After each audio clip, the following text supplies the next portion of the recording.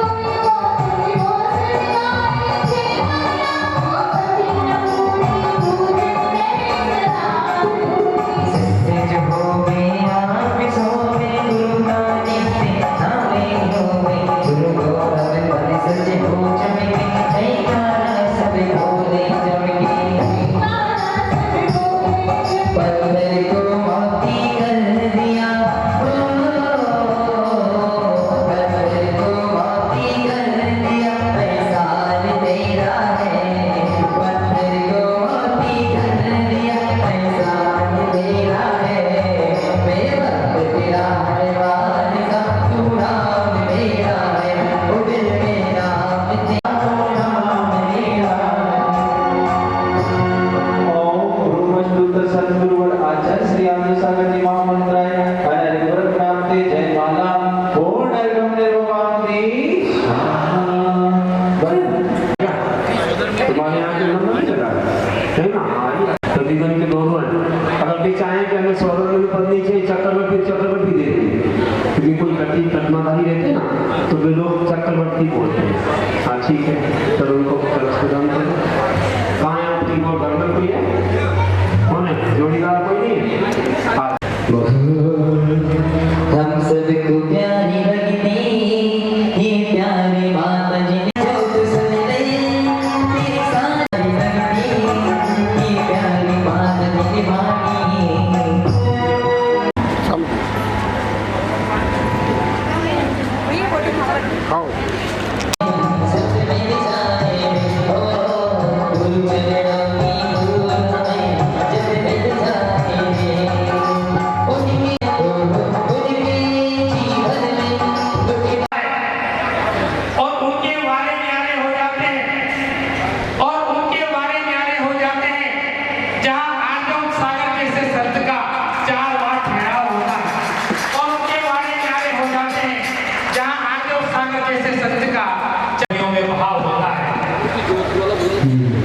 यहाँ पर जो सेवा पर बैठे ना डीजे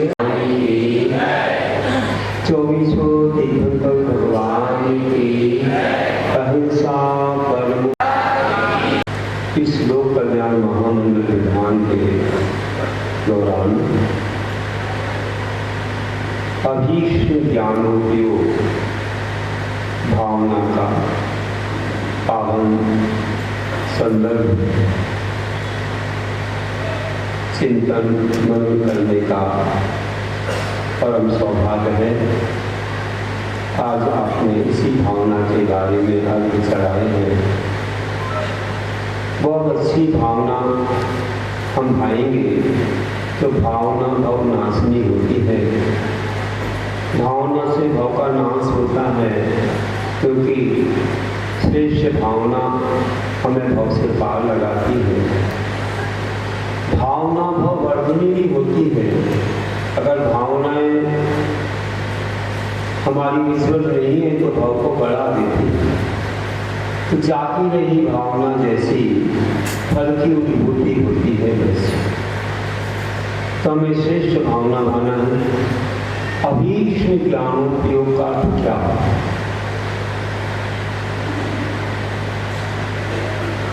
अभीष्ट शब्द निरंतर वाची है। निरंतर, हमेशा, सदा सदा ज्ञान में उपयोग, अपना मन लीन करना अभीष्ट ज्ञान होती है। आचार्य पूजपा स्वामी ने सलवार सूत्री में कहा है कि जीवादि पदार्थों स्वतत्व विषयक सम्यक ज्ञान में निरंतर प्रयत्नशील रहना अभीष्ट ज्ञानोपयोग है। क्या बोला है कि जीवादि जो तत्व है उनसे जो अपना स्वतत्व विषयक जो ज्ञान है, अपनी आत्मा से संबंध रखने वाला जो ज्ञान है, उसमें हमेशा अपने उपयोग को, अपने मन को लगाए रखना अभीष्ट ज्ञान। निरंतर 24 घंटे और हमेशा ज्ञान में ही अपना मन लगता, हमेशा तत्व चिंतन करना, हमेशा सम्यक ज्ञान की बात करना। जो भी हमारे आगम में, हमारे तीर्थंकरों ने या हमारे महान आचार्यों ने कहा है, उसकी चर्चा, उसके विषय, उसके ज्ञान, उसके चिंतन मंथन, जिज्ञासा समाधान, लेखन पठन पाठन में जो लगे रहते हैं, वास्तव में उनका ज्ञान अभीष्ट ज्ञान है। बहुत मंगलमय है ये।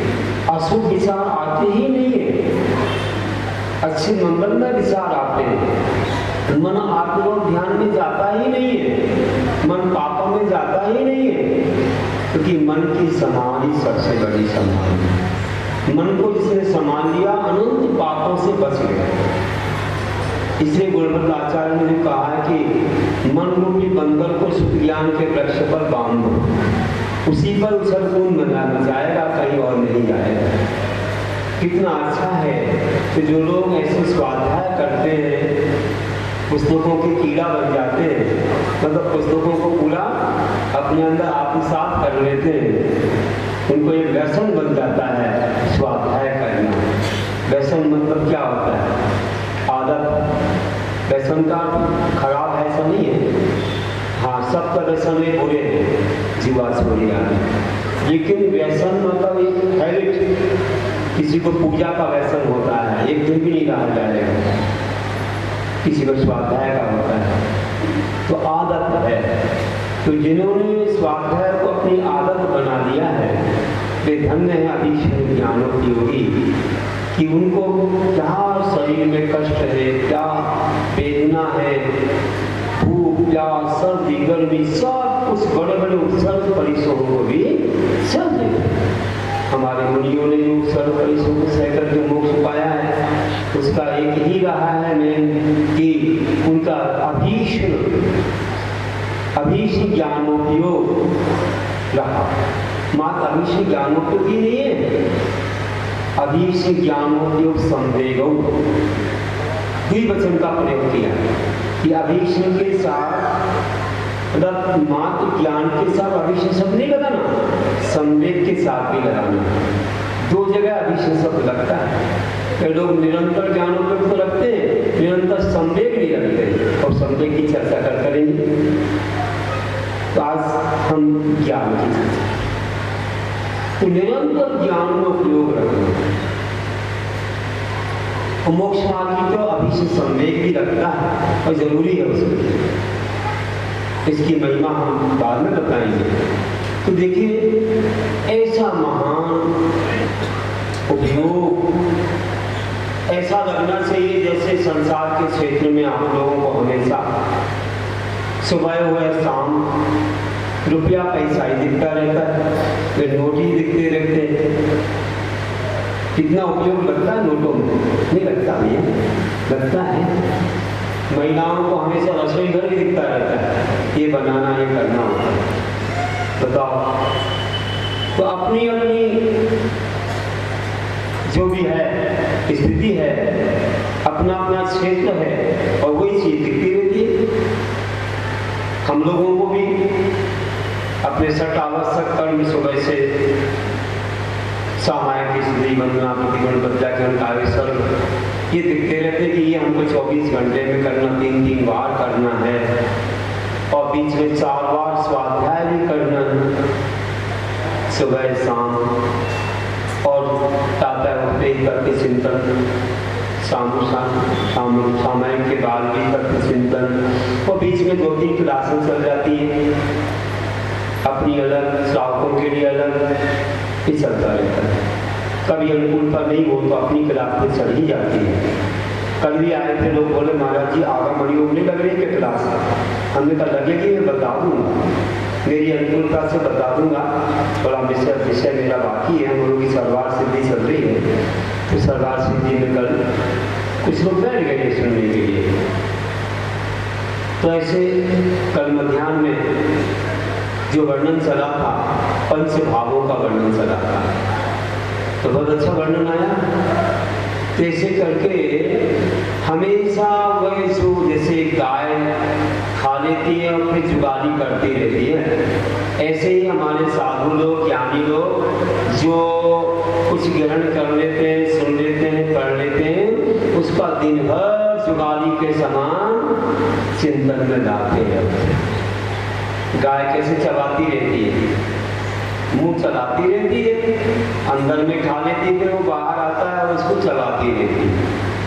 वैसे ही हमको भी अपना ज्ञान उपयोग रखना चाहिए, निरंतर ज्ञान। कैसे कैसे लोग हुए थे, एक विद्वान थे, वे बहुत अध्ययन करते थे, बहुत स्वाध्याय करते थे, और हमेशा उनका उसी में ही मन लगा रहता था। एक दिन तो ज्यादा ही कुछ हुआ और विरागी को गए, evening walk, morning walk. Morning तो सुबह हो गई, शाम के समय जब वे गए और 1-8 किलोमीटर जाकर के आ गए, आने के बाद क्या करते थे, क्योंकि उम्र हो गई थी थोड़ी, फिर आकर के आराम करते थे, थक जाते थे, आराम करते थे। लोग देखते थे भाई आ गए हैं दादाजी और ये अब लेट जाएंगे इस पर, लाइट बंद हो जाएगी। लेकिन 12 बजे तक लाइट जली थी, 12 बजे तक लाइट जली थी। तो सोचा बात क्या है, क्या दादाजी लेटे नहीं? किसी ने दृष्टि डाली तो मालूम पड़ा कि जिस पलंग पर लेटना है उस पलंग पर तो लाठी लेटी हुई है, लाठी ले जाते तो लाठी लेटी है और जहाँ लाठी रखना है वहां स्वयं जाके खड़े। क्या हो गया? आवाज लगा, दादाजी दादाजी क्या हो गया? 12 बज गया, अभी तो लाइट जल रही है और आप कोने में खड़े हैं और लाठी पलंग पर लेटी है। अरे ध्यान आ गया, मुझे मालूम ही नहीं, मैं तो ऐसे चढ़ते सिंदूर में लीन था, इतना मतलब किया कि इसमें ये भी मैं भूल गया कि लकड़ी को, लाठी को कोने में रखना है कि पलंग पर लेटाना है। तो कोने में टिकाने की जगह पलंग पर लेटा दिया और लाठी की जगह उसमें खड़ा हो गया और आराम से सबके चिंतन में। इतना बहरा होता है कई बार अभीष्ट ज्ञानों को कि व्यक्ति भूल जाता है कि क्या घट रहा है, क्या चल रहा है। एक बार अभी बस इस शताब्दी की बात है कि गणेश प्रसाद वर्णी का नाम लोगों ने सुना होगा कि विद्यालय चलते हैं, क्षुल्लक थे वे, असाकी ब्राह्मण होके भी कि आपने क्षुल्लक बने और कई विद्यालय खोले संस्कृत के प्रकार में था। और फिर बाद में समय साहब ने खूब गुंडा रखा। एक बार उनको कोई फोड़ा हो गया, अब फोड़े में चीरा लगाना था, तो डॉक्टर ने कहा कि मैं शून्य करूंगा, आपको पीड़ा होगी। बोले पीड़ा किसको होगी? आत्मा में पीड़ा होगी क्या? मैं संसार को ध्यान में लाता रहूंगा कि आत्मा आजा रमन है। को कल से दो वंशम नानमय सदा रवि नवेत्ति मजनी किंचरी अन्नम परमाणु निपंती। उनको आचार्य कहते हैं कि मैं अमिक को कल शुद्ध हूँ, मैं निश्चय से शुद्ध हूँ, दर्शन ज्ञान में सदा रूपी हूँ और मेरा परमाणु मात्र भी पर पदार्थ कुछ भी नहीं है। जब मेरा परमाणु मात्र भी शरीर कैसे हो जाएगा? ये शरीर तो पुद्गल है, तो मैं आत्मा का चिंतन करूंगा, आपको जो करना करो, नहीं आपको पीड़ा होगी, बोले नहीं देख लो। तो क्या हुआ? बिना शून्य किए उनकी वह पीड़ा भारी हो गई, घाव जो था कैसे उससे सब निकाल दिया, इंजेक्शन नहीं लगाया और वे तो समय साल के चिंतन में लीन रहे और यहाँ कब ऑपरेशन हो गया मालूम नहीं। भैया आप लोग भी समाचार पढ़ते हो, लगता है समाचार पढ़ते हो, ऐसे ही तुम्हारे जीवन में आएगा, तुम ऐसे करोगे आप कहने को समाचार पढ़ते हो, शादियों में समाचार बांट रहे हो, कहीं कभी ले जा रहे हो स्कूल जैसी पुस्तक जैसा, लेकिन समय सार का सार क्या है तो जाना नहीं। समय मतलब क्या होता है? उन्होंने स्वयं एक जगह समय के बारे में कहा तुमको देखने कि समय का अर्थ केवली भी होता है, आत्मा भी होता है, कई चीजें बताई उन्होंने कि समय मतलब क्या है। मात्र समय मतलब एक टाइम नहीं है, आत्मा का सार है, वहां पुद्गल को भूल जाना पड़ता है। तो ऐसे समय सार को चिंतन करोगे ये सारी पीड़ाएं, सारी बाधाएं आपको अनुभव में नहीं आएंगी। अनुभव में आएंगी मतलब समय सार जीवन में नहीं आया, समय सार जीवन में नहीं आया। किसी ने हमारे गुरु से पूछा कि गुरुदेव हमने इतने बार समय सार पढ़ा, 108 बार पढ़ लिया समय सार, फिर भी त्याग के भाव नहीं आए, क्यों नहीं आते हैं? आचार्य श्री बोले भैया मैंने तो एक ही बार सुना एक ही बार पढ़ा मेरे को उतर गए सब, छूट गया सारा। और तुमने इतने बार पढ़ा फिर भी नहीं छूटा है। इसका मतलब तुम बाहर बाहर पढ़ रहे हो, इसका मतलब तुम ऊपर ऊपर पढ़ रहे हो, आत्मा से नहीं जोड़ रहे हो कि समय का सार क्या है, समय किसका नाम है और हमें किसको भूलना है। तो अभी तक तुमको वैराग नहीं आ रहा है। और हमने जो पढ़ा है अंतरंग से पढ़ा है, उसको जाना है, समझा है। आचार्य कुंद कुंजे ने जैसे कहा है, शुद्ध से दान भूला सर्वस्व विकाम भोग बंध का स्वलंबो नगर समय सार में कहते हैं कि हे जीव, तुमने सुन परिचयान भूगा, सुना है, परिचय प्राप्त किया, अनुभव भी किया है। इसका काम भोग बंध का, काम भोग बंध की कथाओं का, संसार की बातों का, लेकिन आज तक एकत्व वक्त की कथा को ना सुना है, ना परिचय प्राप्त करना, अनुभव किया है। वो कैसे होगा? जब तक ये नमक की लड़ी मुख में रहेगी तब तक मीठे का सही स्वाद नहीं आने वाला है, मीठा भी बदनाम हो जाएगा। आया समझ में कि एक सहेली दूसरी सहेली से बोल रही है कि तू इस हलवाई की दुकान का एक कण भी चख ले तो सब कुछ भूल जाएंगे। कितने गुलाब जामुन, रसगुल्ला, मिठाई, ये वो सब रखा है, एक कण तो चख ले। तो क्या चखना है, मुझे तो अलग ही स्वाद है, मेरे जैसा तो कहीं है नहीं। अरे एक बार तो चख ले, मान ले बात, सहेली है, बात नहीं मानती, क्या मानना? चलो मान लिया, मुख में दिया, अरे बोले कोई आनंद नहीं है, मजा नहीं आया।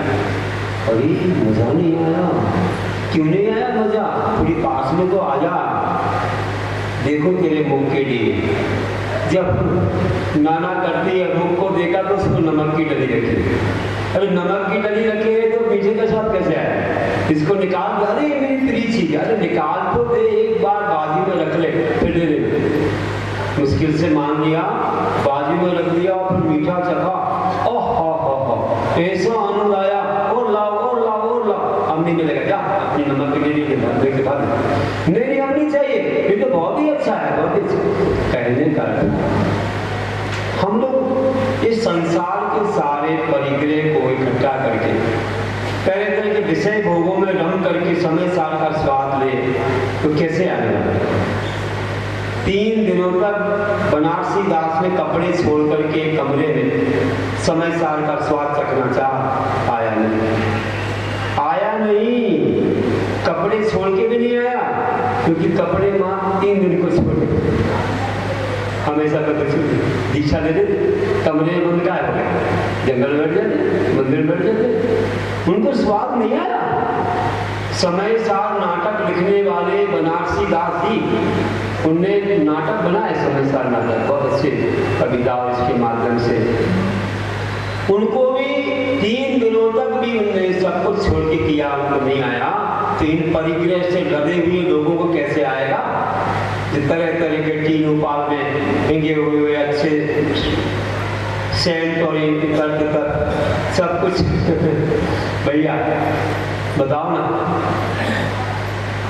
ऐसे सब तरह तरह के सुगंधित पदार्थ, वस्त्र, अलंकार, मोटर, गाड़ी, घर, मकान, पंचेंद्रिय के भोगों में लीन, इनको कैसे आ जाएगा? कैसे आएगा स्वाद? तो जब तक उस डली को अलग नहीं किया तब तक उसको स्वाद नहीं आया। और डली को अलग किया स्वाद आया। एक बार पूरे रूप से आप भोगों को छोड़ के देखो, मुनि बन के देखो, फिर कभी नहीं चाहोगे संसार के विषय, क्योंकि सब छोड़ने के बाद जो आत्मा का स्वाद, संसार का स्वाद आता है वो इनके साथ में नहीं आता, इसलिए ध्यान रखना है। तो वो चीटी थी, सहेली और दूसरी कोई नहीं थी। एक चींटी दूसरी चींटी को बोल रही थी कि इसको तो खा लो, तो छोड़ नहीं रही थी, नमक की डली लगती थी, कैसे स्वाद है? तो ऐसे ही होता, छोड़ कर स्वाद लेना पड़ता है। तो अभीष्ट ज्ञानोपयोग में हमेशा उपयोग उसमें रखना। तो वर्णी जी जो थे, गणेश प्रसाद वर्णी, उन्होंने समय सार को ऐसा अच्छे ढंग से चिंतन में लाया। अभी तो वे भी मुनि नहीं बने थे, अगर अनुभव में लाया होता तो और क्या होता, शरीर का पूरा मोही छूट गया। लेकिन उन्होंने मात्र चिंतन में लाया तो ऑपरेशन हो गया, मालूम नहीं पड़ा कब हो गया। यह है महिमा अभीष्ट ज्ञानों की। एक छोटा सा बच्चा भी कोई ना कोई बात अपने मन में रखता है तो सामने की बात भूल जाता है। स्कूल नहीं जाता था, हट करता था, माँ ने कहा रोटी तभी मिलेगी जब तुम स्कूल जाए। अब सुबह से रोटी नहीं मिली तो बस सोने लगा। स्कूल जाके आया फिर मिलेगी, स्कूल गया तो रोटी दिख रही थी, इसको भूख लगी थी। तो टीचर ने पूछा कि बोल दो कितना होता है? बोले 4 रोटी। 4 कितना? 8 रोटी। रोटी कौन लगा रहा है? बोले क्या करूं, मेरी माँ ने रोटी नहीं दी, तो उसको रोटी दिख रही थी। कहने का जिसमें जिसका मन लगा रहता है वही दिखता रहता है। आप एक बार धर्म में मन लगा लोगे, पाठशाला जाते हैं बच्चे, कुछ कविताएं पढ़ के आते हैं तो दिन भर खेल में कविताएं गाते रहते हैं। पाठशाला जाना, पढ़ कर आना, कोई जब पूछे तो जल्दी से बताना, क्या क्या करना बाप है, क्या क्या करना, ये रटते रहते। हमने कई बार देखा खेल रहे और कविता बोल रहे, क्योंकि उनको वो भा गई, बहुत अच्छी लग गई। तो बस हर हमेशा वही रटते चलते। तो किसी के पैसे की रटन थे, किसी की भोजन की रटन थे, किसी की कोई और है। तो ज्ञानी की रटन थे तो केवल ज्ञान ही है। इसलिए हमें हमेशा ज्ञानोपयोग, अभीष्ट ज्ञानोपयोग में मन लगाना चाहिए। इससे हम आत्म के अर्थ विषय कषाय, इनमें मेरी परिणति न जाए बात हो जाएगी, बहुत आनंद आएगा। हमारे आचार्यों ने कितना काम किया है, बहुत महान काम किए हैं। हम जानते हैं कि हमारे जैसे दर्शन आचार्य ने अंग का कुछ ज्ञान था उनको, पुष्पदंत भूतबली को कुछ महीने में ही ज्ञान दे दिया। इतना बड़ा ज्ञान दिया, मार्क्स बोल के दे दिया कि उनके बाद फिर कोई अंग के ज्ञानी नहीं होंगे। गिरनार की चंद्र गुफा है, पहली टोम के पीछे 1 किलोमीटर से जाना पड़ता है दक्षिण में। हम गए थे, हमने देखी, इसमें दरवाजा भी लगा, एक के अंदर दूसरी गुफा भी है, बाजू में गुफा है। हम गए, देखा, हमने यहाँ बैठते थे दर्शनाचार्य, जिन्हें इंद्रिय मरण धारण किया, किसी को सेवा में नहीं रखा, स्वयं अपनी सेवा और आहार का त्याग किया, अपने शिष्यों को ज्ञान दे करके भेज दिया और कहा जाओ कहीं और चातुर्मास करो। महिमा नगरी के संवेदन से बुलवाया था उनके लिए कि मेरा काल आ गया है, किसी को ज्ञान देना है। उनकी परीक्षा भी की थी। जब वे आए थे तो इनको स्वप्न में 2 बैल दिखे थे कि मुख में प्रवेश कर रहे हैं, मतलब कोई 2 शिष्य हमारे पास आ रहे हैं। उनको ज्ञान दिया। ज्ञान देने के बाद उनका चातुर्मास अंकुलेश्वर वगैरह वहां हुआ और उन्होंने सठखंडागम की रचना की। सठखंडागम कितना बड़ा शास्त्र है, गुरु ने थोड़े ही दिनों में ज्ञान दे दिया। मैंने सठखंडागम की रचना की, जिस पर आपको बताएं पुष्पदंत भूतबली ने जो रचना की, उस पर वीरसेन आचार्य ने 16 भागों में डबल पुस्तक बनाई। डबला ग्रंथ बोलते हैं, 16 भाग उसके प्रसिद्ध थी, कितने बड़े बड़े। और कुंभकुंड आचार्य ने भी बनाई थी उनके पहले, परिक्रम नाम की टीका, लेकिन मिलती नहीं, दिखाई नहीं देती कहाँ है, नाम मिलता है। परिक्रम नाम की टीका बनाई थी। उसके बाद वीरसेन आचार्य ने इतना बड़ा काम किया। बंधुओं देखिए कितना महान काम करते हैं हमारे आचार्य लोग। 16 पुस्तकें लिखना प्राकृत में कितना कठिन है, कितना अभीष्ट ज्ञानोपयोग रहा होगा। हम लोगों ने 1-2 पुस्तक पढ़ना कितना दुरूह, कितना कठिन होता है, और वे तो कैसे पढ़ लेते हैं, कैसे लिख लेते हैं। धन्यो आज वे हमारे सामने धवला आदि के रूप में है। हमारे संग में उसका बहुत अच्छा स्वागत हुआ, गुरुदेव ने करवाया। विद्वान लोग भी आते थे, विद्यापक से पढ़ते थे, आचार्य से समझाते थे, फिर बाबा में आचार्य भी पढ़ने लगे। तो हम लोगों ने ऐसे कई भाग उसके पढ़े। कितना अच्छा महान काम होता है।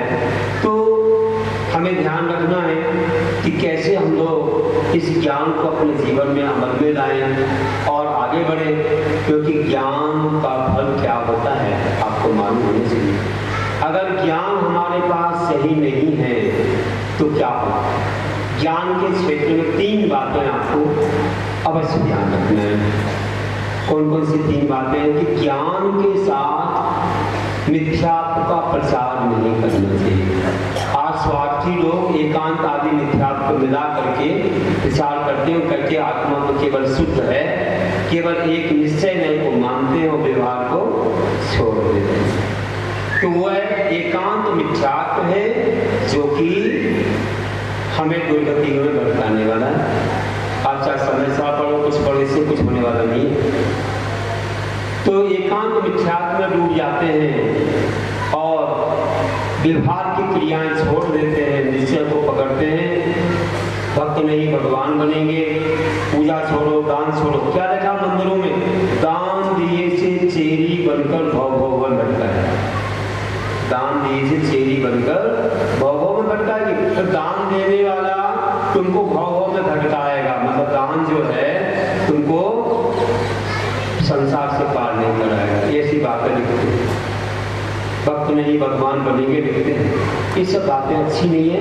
पंचम काल में गुरु नहीं होते हैं या और भी कई बातें ऐसी जो करते हैं, तो इससे कोई लाभ नहीं है।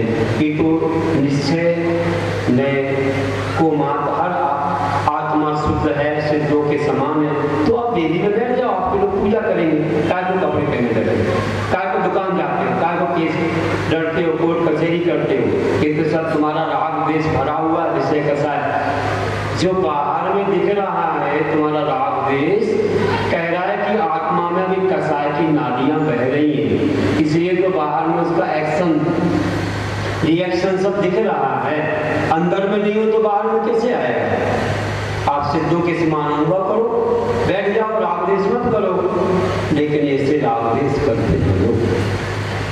बताइए, जब राग द्वेष नहीं है क्या उनका? ये राग द्वेष तो है ही, क्योंकि अभी कई जगह ऐसे मुनियों से प्रतिष्ठा नहीं कराना और स्वयं पाप छोड़ा नहीं और प्रतिष्ठा कर रहे। ऐसे ही कोई कोई जगह धर्मशाला बना ले, यहाँ मुनियों को मत ठहराना, लिखा हुआ ले लिया, लिखा हुआ। इंदौर में स्थान बना है, जिनने कमरे बनाए, इसमें किसी मुनि को नहीं ठहरा सकते हो, ऐसा लिख दिया है उन लोगों ने। बताइए कितना राग द्वेष है इनके मन में। आज तुम प्रतिमाधारी भी नहीं बन पा रहे हो। आज तुम्हारे पास कोई आश्रम 11 प्रतिमा के नाम भी तुमको याद नहीं है, अनुव्रत भी नहीं पाल पाते हो और निश्चय की बात करते हो। तो हमारे गुरु ने लिखा है कि ज्ञान बिना रट निश्चय, निश्चय निश्चयवादी भी डूबे, क्रियाकलापी भी ये डूबे, डूबे संयम से। प्रमत्त बनकर कर्म न करते, अकम पर निश्चल सैल रहे और आत्म ध्यान में लीन किंतु मुनि, 3 लोग पे कह रहे। प्रमाद है, प्रमत्त बनकर कर्म नहीं करना चाहते। कौन पूजा करे, कौन व्रत धोए, कौन आहार दे, कौन सोता लगाए, कौन गुरुओं के साथ विहार कराए, कौन उनकी सेवा करे। प्रमाद है, मान कसाय है कि मान कसाय प्रमाद उनको भैया व्रत कर्ण भावना से दूर कर रहा है, ऐसे महान त्याग से दूर कर रहा है। तो इससे उनका कल्याण होने वाला नहीं है। इसलिए क्रिया में लाने का ही सबसे बड़ा उद्देश्य होता है। इसे ज्ञान के लिए कहा है ज्ञानस्य फलम उपेक्षा, ज्ञानस्य फलम उपेक्षा। हमारे सतखंडागम में भी कहा ज्ञानस्य फलम उपेक्षा। ज्ञान का फल त्याग है। अगर त्याग नहीं किया तो ज्ञान ऐसे ही है जैसे कागज का फूल, उससे कोई गंध नहीं आती है। वैसा ही है पूरा ज्ञान, आचरण के बिना ज्ञान कोई तत्व रखने वाला नहीं है। तो आज अभी से ज्ञानोपयोग की बात है और अभी से संवेग भी कल बताएंगे। तो संवेग में क्या आता है कि पापों से भय हुए बिना संवेग नहीं। तो पापों से भय नहीं है, वहां तो ज्ञानोपयोग से क्या होगा? 16 भावना माना है, आखिर ये भावना नहीं मानी, ये ध्यान रखना चाहिए। तो ज्ञान के साथ मिथ्या का प्रचार नहीं करना है, नहीं तो सम्यक ज्ञान नहीं होगा, मिथ्या ज्ञान हो जाएगा। कौन से आचार्य ने लिखा कि पंचम काल मुनि नहीं होते? बताओ, कौन से आचार्य ने लिखा कि प्रतिमा की प्रतिष्ठा कोई कपड़े वाला कर सकता है? लिखा है क्या? हमारे यहाँ सूर्य मंत्र बोला है, सूर्य मंत्र आचार्य होगा। जैसे आचार्य का प्रतिष्ठा पाठ देखो, जिन्होंने की आचार्य कुंड पर टीकाएं लिखी है, पूरे संसार सब पर टीका है। इतने महान आचार्य जैसे हुए, उनका प्रतिष्ठा पाठ है। कितना अच्छा लिखा उसमें कि मुनि से ही प्रतिष्ठा होती है, वे दीक्षा दे सकते हैं। नहीं तो पंचम वाला अपने आप दीक्षा लेने लग जाए तो मुनि के बिना कोई, गुरु के बिना कोई दीक्षा दे सकता है? नहीं दे सकता है। तो ऐसा हो रहा। और दूसरी बात ध्यान रखना है कि ज्ञान के साथ आचरण का ध्यान रखना कि सम्यक ज्ञानी हुए बहुत सम्यक चार्य। हमारे आचार्य मूलाचार्य में कहते हैं कि जेन रागा विरजेज जेन से सुरजनी जेन मृत्युम पभावेजे तमनानंद शासनी।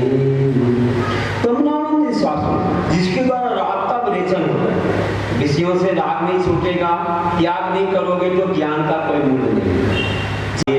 बैठिए, पूछिए, उनका रत्नात्रय पूछिए, हैं उनके सेवा में और उनके और भी कार्यों में हम सहयोगी बने। गुरु पंचखंडेशी बनना तो सरल नहीं होता है। ये तो मैत्री भावना है। अन्य जाति के लोग क्या बोलेंगे? आपके नगर महाराज आए, आप नहीं गए, और उनको बुलाए बिना, उनसे पूछे बिना कि कुछ भी करते जा रहे हो। गुरु के सबसे बड़े होते हैं, तो कोई संप्रदाय में इतने बड़े गुरु होते हैं। उन्होंने कहा कि तुम्हें व्यापार बंद कर दो, सब बंद कर दो। उन्होंने कहा तुम घर में भोजन नहीं करना, एक जगह भोजन करना, सब कोई करेगा। तो ये गुरु अगर कह देंगे सब लोग बात मानते हैं। ठीक है, हमारे यहाँ ऐसा कोई सिस्टम नहीं। अरे गुरु बैठे हैं फिर भी हम उनको नहीं बता रहे कि हम क्या करने जा रहे हैं, तो कैसे होगा तुम्हारा? उनका आशीर्वाद देना चाहिए। अब निर्गंध गुरु को नहीं मानोगे, हमारे गुरु को निर्गंध होते हैं, हमारे गुरु मुनि होते हैं। तो इस प्रकार से हमारे लिए जानना चाहिए कि श्रेय मार्ग रुचि जग जाए और जिससे मैत्री की प्रभावना हो, राग छूटे, उसी का नाम ज्ञान है। ये बात कहाँ कही? मूलाचार्य ने इसी बात कही है। और तीसरी बात ध्यान रखना कि ज्ञान के साथ मान शोभा नहीं देता। अगर ज्ञान के साथ मान रहा तो जीवन में कभी विकास नहीं हो सकता। इंद्रभूति गौतम जैसे सारे वेदों के ज्ञाता कहते कौन है? महावीर। जब प्रश्न किए गए वहां की पंचास्त्री का क्या है, सप्त तत्व 9 पदार्थ क्या है, षड्लव्य आदि के 3 लोक आदि के प्रश्न किए, कुछ नहीं आया। आखिर में ये तो सत्य हमने नहीं सुने, कौन जानता है इसको? बोले महावीर। कौन है महावीर? चलो दिखाते।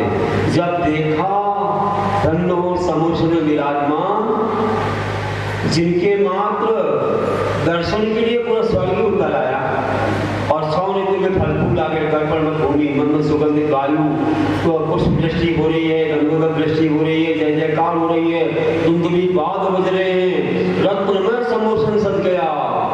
जानते देखते ही सब मकसूद हो गया कि मैं तो कुछ भी नहीं हूं इनके सामने। इनका प्रभाव देखो, ये है सच्चा धर्म, ये है सच्चे भगवान, सच्चे गुरु। और नतमस्तक हुए, तब उनको सम्यक दर्शन प्राप्त हुआ। मान खंडन के बिना नहीं मिलता है भैया। ऊंचे आसन बैठ के धर्म धर्म करते रहो तो कुछ नहीं होने वाला। पहले नंबर जीवन में उतारोगे तो काम होगा, ऐसे नहीं होता है। सब जानते हैं कि तुम कितने गहरे पानी में हो। आज तो बड़ी बड़ी बातें कर रहे हो, घर मकान में लगे क्या करते हो, सब जानते हैं। हमारे गुरु तो अंतराय उपवास सब सहन करते हैं, कितनी ठंडी गर्मी भूख प्यास सहते हैं, शरीर से कितना राग उनने छोड़ा है। आप डगलत के गद्दे पर सोने वाले, मखमल के गद्दे पर सोने वाले, लाखों की गाड़ियों में चलने वाले, कितने रागद्वेष करने वाले अपने आप को बहुत बड़ा ज्ञानी मान रहे हो, गुरु के सामने तुम मस्तक नहीं झुकाना चाहे तो ये बहुत बड़ा ईमान है। तो ये तीसरी बात भी में ध्यान रखना है। इंद्रभूति गौतम का मान खंडित हुआ, उसने दीक्षा धारण की, फिर तो 4 ज्ञान के धारी बन गए। मंदिर मन पर एक ज्ञान के धारी बने, भगवान की वाणी खीरी, सबको समझाई, तो बाद में फिर तो केवल ज्ञान भी प्राप्त किया। दीपावली को आप जानते हो। ये तो बातें कही। अब ज्ञान से लाभ क्या है? अगर ज्ञान में मिथ्यात्व है, अगर ज्ञान में आशय नहीं है, अगर ज्ञान में मान है, तो क्या हानि है?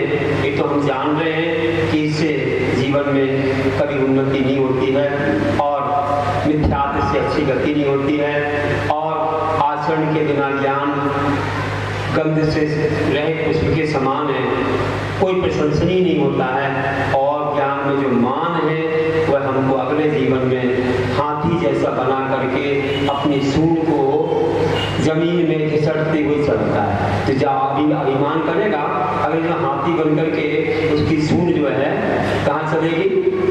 आज ऊपर देखता है, कल नीचे देखेगा, ये उसका फल है। इसलिए ज्ञान का अभिमान नहीं करना है। अब ज्ञान से लाभ क्या है हमारे लिए?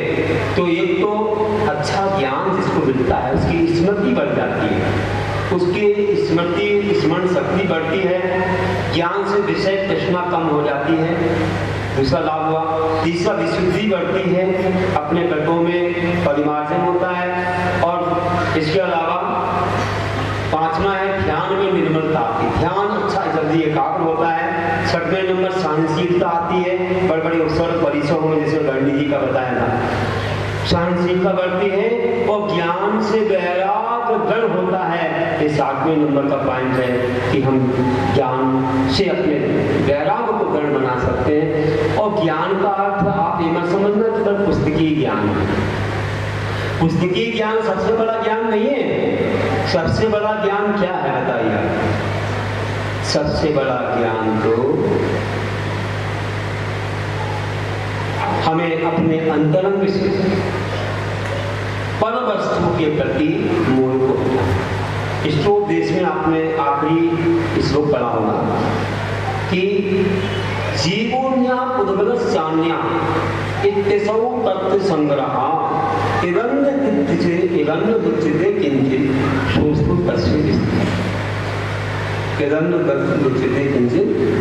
तस्य क्या समझ में आया बताओ? हमारी वाणी ऊपर ऊपर तो नहीं जा रही है, सुन रहे कि नहीं सुन रहे अच्छे से? उन्होंने कहा कि जीवोन्या उद्गल साम्य, जीव अन्न है और उद्गल भी अन्न है। एक तत्व संग्रह, एक तत्व का सार है। इससे जो अन्न कहा जाता है वह सोर्सु तस्य विस्तार, उसका ही विस्तार है कि जीव जुदा उद्गल जुदा, यही तत्व का सार। इसके आगे जो कहा यही का ये होगा। इसके बारे में मैं छोटा सा आपको बताऊंगा। तो बोल रहा हूँ कि सच्चा ज्ञान किसको कहते हैं? आज कई लोग बोलते हैं कि हम लोग भूल जाते हैं महाराज जी, याद नहीं रहता है। मैं कह रहा हूँ कि याद नहीं रहता है, इससे भी एक दिन केवल ज्ञान हो जाता है। याद नहीं रहने से, हाँ भूलने से होता है। आप भूल जाओ, सबको भूल जाओ, शरीर को भी भूल जाओ, सबको। ये नहीं कि भाई धर्म को तो भूल जाओ और संसार की बात याद रखो, ये नहीं। भूलो तो सबको भूलो, फिर क्या होगा देखो, केवल ज्ञान भी प्रकट हो जाएगा। मुनिराज तो अपने शरीर को भी भूल जाते हैं, सबको भूल जाते हैं। इसलिए ध्यान रखना, मात्र शास्त्र को पढ़ना ज्ञान नहीं है।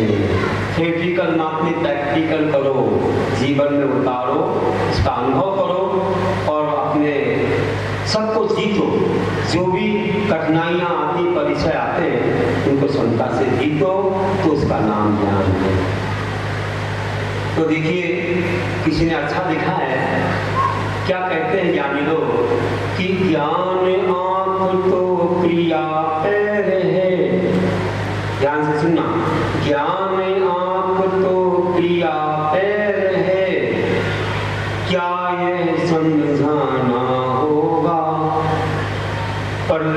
ही पूर्ण नहीं है, जीवन में लाना होगा। कि ज्ञान आप तो किया, प्यारे क्या यह समझाना होगा, पढ़ लेना ही पूर्ण नहीं है, जीवन में लाना होगा। कोरी कठिनी शब्द जाल है, करनी ही फलदाता है। कोरी कठिनी मात कहते हैं शब्द जाल है, करनी ही फलदाता है। अक्षर ज्ञान व्यर्थ यदि करते नहीं कहा जो जाता है। अक्षर ज्ञान व्यर्थ यदि करते नहीं कहा जो जाता है। किसी आम के वृक्ष तले दो व्यक्ति कहीं से आए थे। किसी आम के वृक्ष तले दो व्यक्ति कहीं से आए थे। एक लगा पत्तों को गिनने, दूसरे ने फल खाए। ये पत्ता गिन रहा है, कितने पत्ते होते हैं इसमें, भैया वो बुझाएगी क्या? आनंद आएगा? नहीं आएगा। तुम आप पढ़ने से ज्ञान कुछ आनंद नहीं आता, उसको जीवन में उतारो तो आता है। तो एक लगा पत्तों को गिनने, दूसरे ने फल खाए थे। खाने वाला चतुर मात्र और गिनने वाला मूर्ख जानो। खाने वाला चतुर है तो गिनने वाला मूर्ख जानो। इसी तरह ग्रंथों के पाठी और अनुभवी पहचानो। इसी तरह ग्रंथों के पाठी और अनुभवी पहचानो। ग्रंथों के पाठी तो पत्ते गिन रहे हैं और अनुभवी उसका आनंद ले रहे हैं। अब कहता हूं कि आप लोग सोचते हो कि बहुत अध्ययन स्वाध्याय करने से ही ज्ञान कहलाता है, लेकिन मैं आपको ऐसी बात कहूं कि एक मुनि संघ में एक मुनिराज है। सारे मुनिराजों को बहुत सारे ग्रंथ याद हैं और एक मुनिराज जी को ग्रंथ याद नहीं होते। यहां तक कि छोटा मंत्र भी याद नहीं होता। बताओ भैया, पीछे अच्छे से बैठाओ, पीछे बैठो। एक मुनिराज को कुछ एक मंत्र भी याद नहीं हो रहा। मंत्र कौन सा? ऐसे नमोका पड़े तो आता ही है। छोटा सा मंत्र दिया, तुष्मास भिन्नम। क्या दिया? तुष्मास भिन्नम। तुष्ण मतलब छिलका, मांस मतलब उड़द की दाल होती है। मांस षटकोण का सार, ये दोनों भिन्न है। दाल और छिलका भिन्न है। ये याद नहीं हुआ, बोल अर्थ याद हो गया। अर्थ क्या है? गुरु ने बताया कि जैसे दाल छिलका अलग अलग है, वैसे ही शरीर और आत्मा दोनों अलग अलग, ये बताया। तो ऐसा है क्या? ठीक है, अब मुझे मंत्र से मतलब नहीं है, मैं तो प्रैक्टिकल करूंगा। अबे महाराज जी क्या हुए? आहार को जा रहे थे, आहार को जा रहे थे और उनको क्या दिखा कि एक महिला क्या कर रही है अपने प्रांगण में। हे बच्चों, बीच में नहीं आना, चलो। एक महिला अपने आंगन में चक्की चला रही है, दाल दल रही है और फिर सूपा में लेकर के पटक रही है ऐसे से। तो क्या हो रहा है? छिलके तो बाहर, दाल अंदर, छिलके बाहर, दाल अंदर। महाराज जी की दृष्टि पड़ी, वे सोचने लगे, अरे बताओ, हमारे गुरु ने बताया था तुष्मास भिन्नम, वही तो है कि छिलका अलग है, दाल अलग है। छिलका अपना नहीं है, हमारे काम का नहीं है बाहर, दाल अपने काम की। वैसे हमारी आत्मा हमारी है दाल के समान और शरीर छिलके के समान है, क्योंकि ये तो पर है, उद्गल है। आत्मा यहाँ से चली जाती है, यहीं पर रह जाता है। तो तुष्मास भिन्नम का अर्थ उन्होंने लगाया और एक पेड़ के नीचे बैठ गए।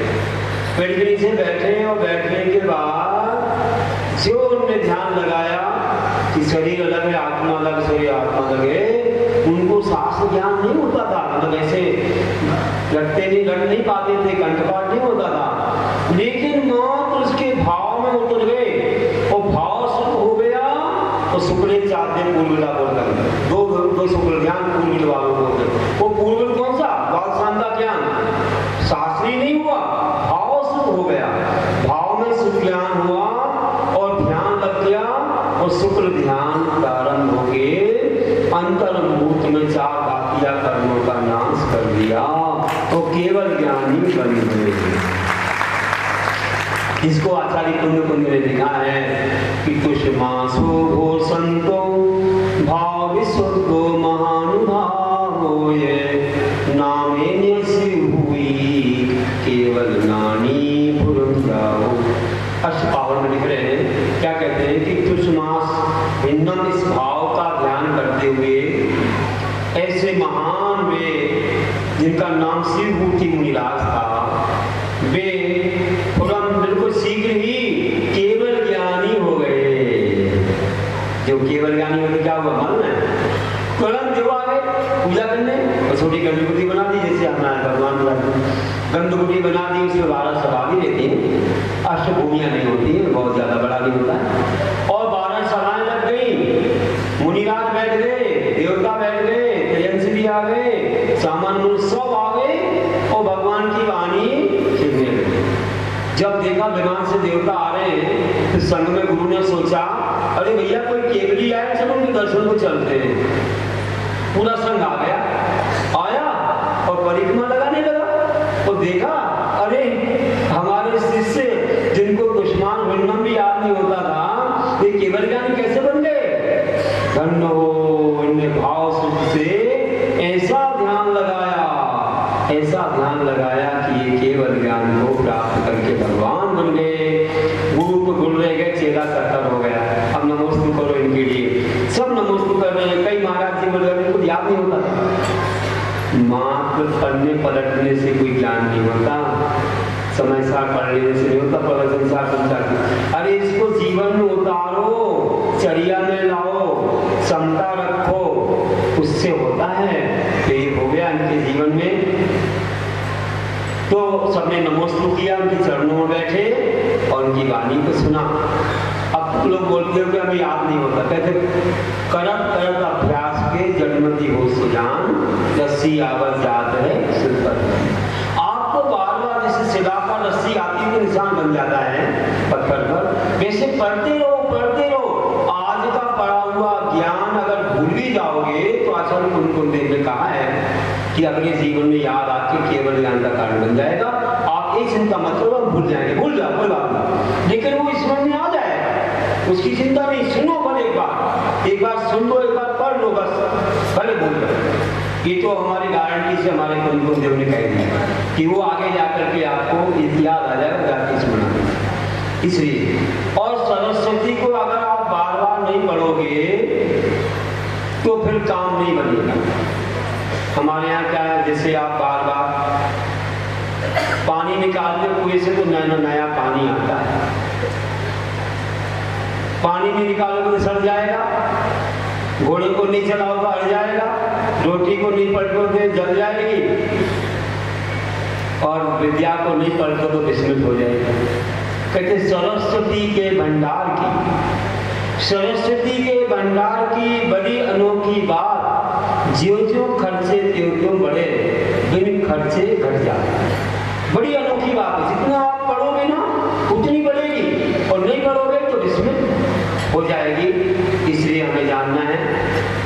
आजकल लोग, मैं वही बता रहा हूँ कि केवल अपने आप को ये मानते हैं कि भैया मैं तो शास्त्र पढ़ने लगे तो मुमुक्षु बन गया।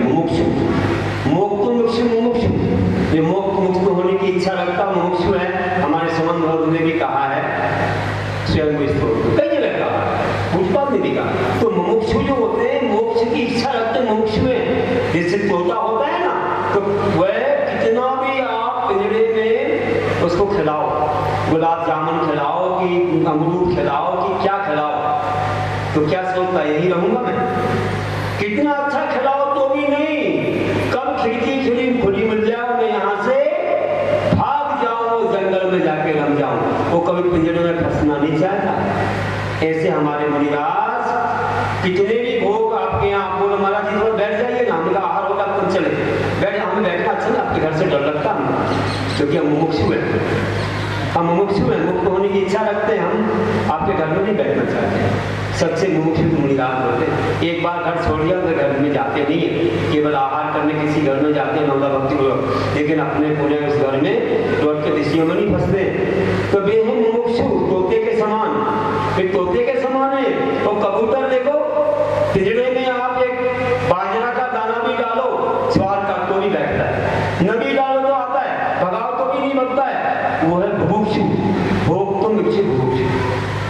जो भोग करने की इच्छा रखते बुभुक्षु हैं, बाधा भगाओ फिर घर में जाते, फिर घर में जाते, फिर परिग्रह में फंस जाते, वो बुभुक्षु है, मुमुक्षु नहीं है। मुमुक्षु का कोई मंडल नहीं होता, ध्यान रखो, मुमुक्षु का कोई मंडल नहीं होता, मुमुक्षु के पास तो कमंडल होता है और पीछे होती है। ये तो नाम के मुमुक्षु हैं, मुमुक्षु शब्द ही बदनाम हो रहा है। सच्चे मुमुक्षु तो हमारे तोते के समान मुनिराज होते हैं, ये कबूतर के समान ये लोग मुमुक्षु नहीं कहलाते। ये तो बार बार उसी पिंजरे में फंसने वाले हैं। तो इसलिए ध्यान रखना, मुमुक्षु ऐसे महान होते हैं। अंत में आपको 4 लाइनें बोल के संपूर्ण कर रहा हूँ। और जल्दी तो आया था आज ही में, लेकिन कुछ औपचारिकताओं में और हो जाता समय, और कम करो, जल्दी कम करो कि अपन थोड़े और जल्दी कर सके। विधान भी आपका जल्दी, वैसे तो छोटा सा ही है, अब तो 5-10 मिनट में हो जाएगा। तो अंत में 4 लाइनें बोल रहा हूँ कि सदा रहे उपयोग ज्ञान में, मन प्रसन्नता पूरे रहे, कर्म फलों में सहनशीलता, समता सुख भी पूर्ण रहे, अभीक्ष ज्ञानी तथा साथ में वैरागीपन शोभित हो, अभीक्ष ज्ञानी तथा